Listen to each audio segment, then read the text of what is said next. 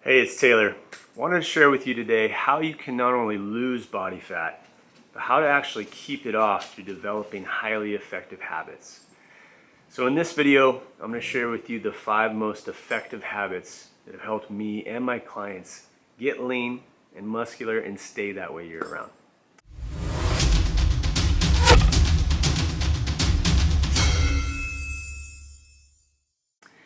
So several years ago, I lost over 80 pounds.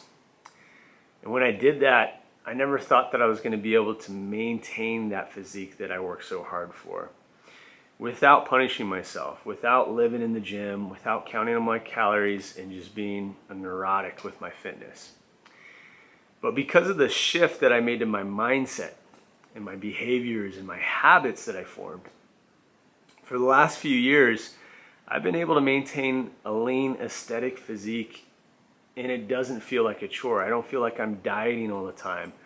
And I even go for long periods of time where I train pretty minimally, like once or twice a week, 1 to 2 hours. And I don't feel like I'm dieting. And more importantly, I really enjoy my lifestyle. It's sort of effortless at this point for me, and I owe my habits for that. I've said this before, you are the culmination of your habits, and the brain makes habits to save energy. So habits are almost like unconscious, and when you can get on that free habit train, things get very, very easy. So the things I'm going to share with you here have helped tons of my clients and people that follow me, and my hope is that these tips could possibly help you. So let's get into it. Look, all of these things I'm going to share with you. If you want to do a deeper dive, let me know. I've got a free training that I made for my clients. It's a little bit of a deeper dive into behavior change. Let me know in the comments and I'll send that your way.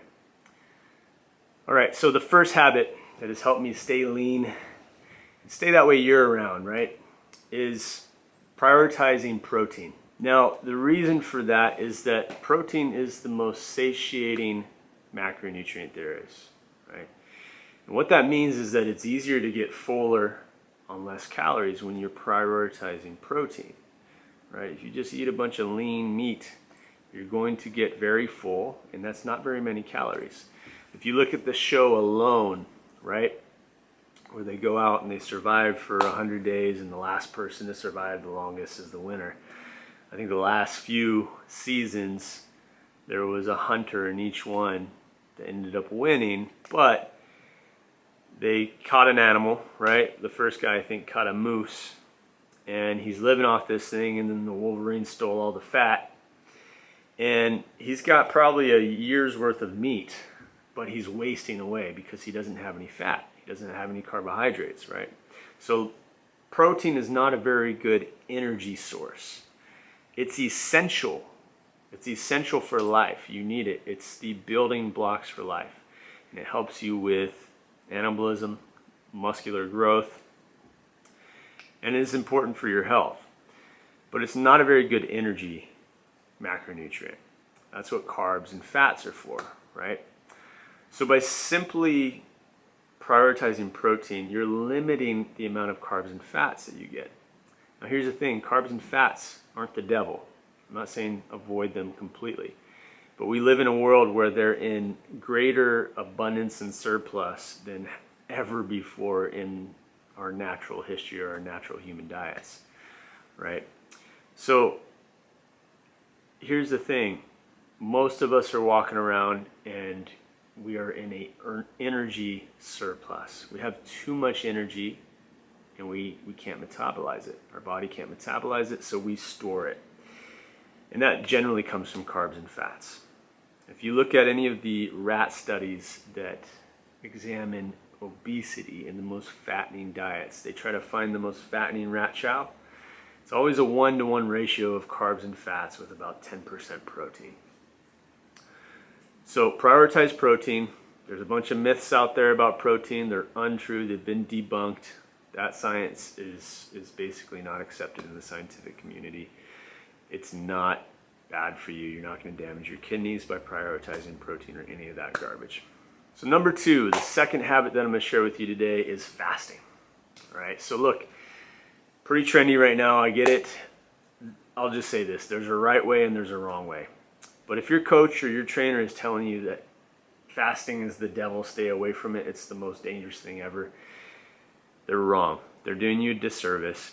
And honestly, if anybody is talking in absolutes like that, like the thing that they have is the one thing that's going to work, and they're not giving you the pros and the cons of everything, fire them. They're completely myopic in their thinking, and it's just a lot of ego, all right? There are many reasons to fast, and what the research shows is that it's really good for our health, it's really good for our longevity, right? And it does make reaching a caloric deficit much, much easier. When you're eating inside of a restricted time window, say you're doing intermittent fasting or OMAD or 2MAD or something like this, it just makes it harder to overeat, right? When you only have a small window of time where you're eating, it's very hard to stuff yourself in that period of time. Now, it can be done, don't get me wrong. There's a lot of people that go about this wrong, and it highlights generally certain unhealthy relationships to their food, right? If you're a binge eater, then you might want to address that before fasting. That being said, one of the biggest reasons that I like to fast is that reason alone. It does highlight my relationship to my food and hunger in general, right? And here's the thing. If you're hungry, what that generally means is that you're experiencing low blood lipids and low blood glucose, right?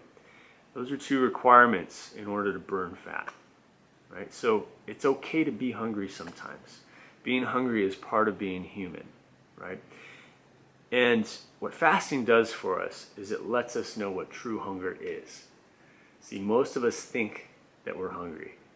We're actually thirsty, or we have an electrolyte imbalance. Now, when you're fasting, you get a true hormonal response and your ghrelin spikes. And it's a very different feeling, right? You'll notice the difference when you're fasting. You're like, I am really hungry. It's because your ghrelin is spiking and telling you, hey man, it's time to eat, okay? So, many reasons to fast, but for the main reason is that it makes calorie restriction possible and much easier. All right, the third habit that I'm going to share with you today is to get your butt walking, right? The human existence has occurred at 3 miles per hour since we started climbing out of trees and walking upright on the savannah, right? And by simply increasing your daily low stress activity, you can really stack up some serious calories burned. But we're meant to be walking. We're upright bipedal humanoids, right? We need that spinal rotation. It's so good for us. And in this day and age when we're all sitting at a desk, it's even more important, right? So make it a non-negotiable habit to get 5,000 steps in before lunch or something like that. If you're really busy like me or some of my clients, do what my client John did. Get a standing desk, get a walking desk, even better. Start taking walking meetings, okay? And it doesn't have to be just walking, just increase your daily activity levels, okay? If you look at the blue zones where there is a disproportionate number of centenarians, people who live above the age of 100, they're moving all day long, and that's one thing they all have in common. So start moving, okay? You can get a punching bag, you can do jump ropes, whatever makes sense for you.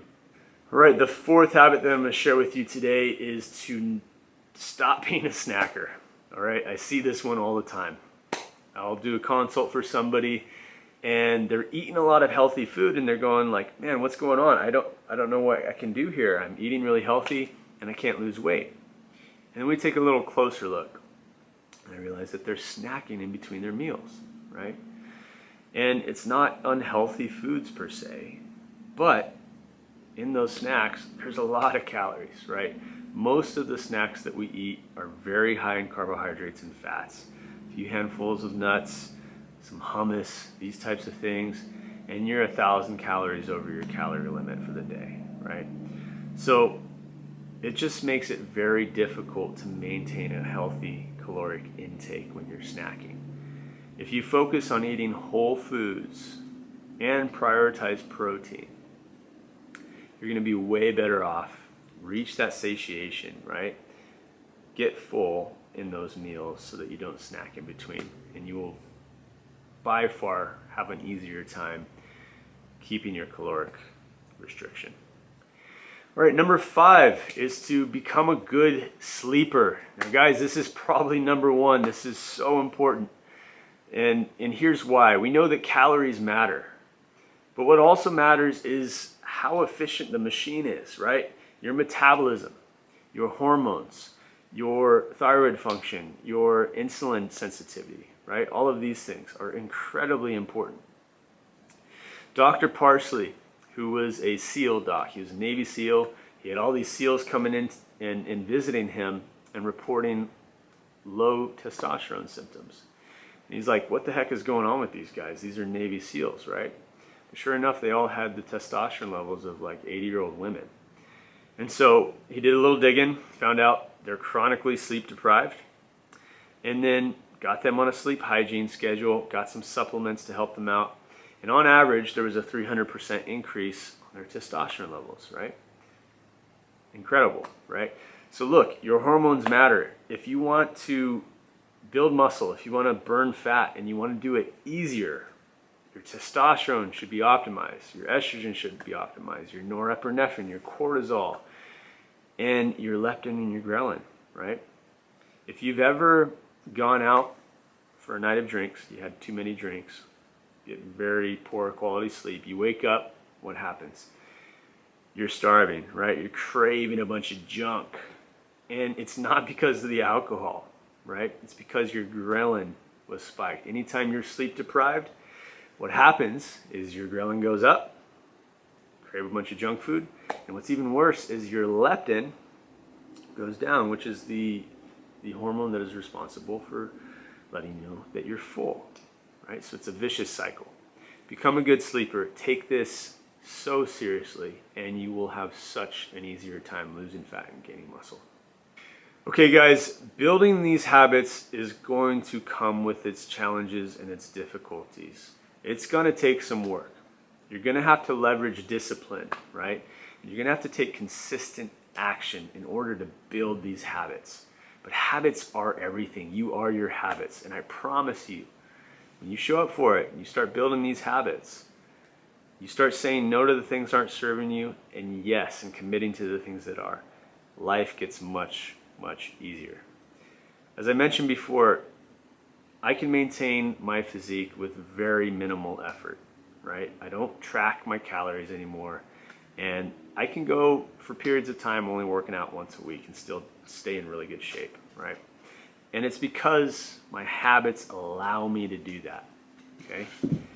And that's really cool. It feels really good to be able to do that. Now, I'm not knocking tracking calories and putting a little more energy towards things, right? And I think that everyone should do it at least for a period of time. And here's the thing, you want to do that, but you want to do it for the right intention, right? You want to get in and get out. You want to get all the knowledge and the awareness that you can from tracking, from being a little bit more rigid, and then develop habits and a process or a lifestyle that allows you to get very close to that. So I'll end the video there. If you have any questions at all, let me know in the comments. I promise I will get to all of them. If you're ready to change your behaviors and transform your body, your mind, and your life, then I want to give you a free gift and aid you on your journey. To get a hold of that, comment yes below, like the video, subscribe, and I will send over my free training that I made for my paying clients on the truth about mind-body transformation. All right, see you in the next video. On your side, it's Taylor.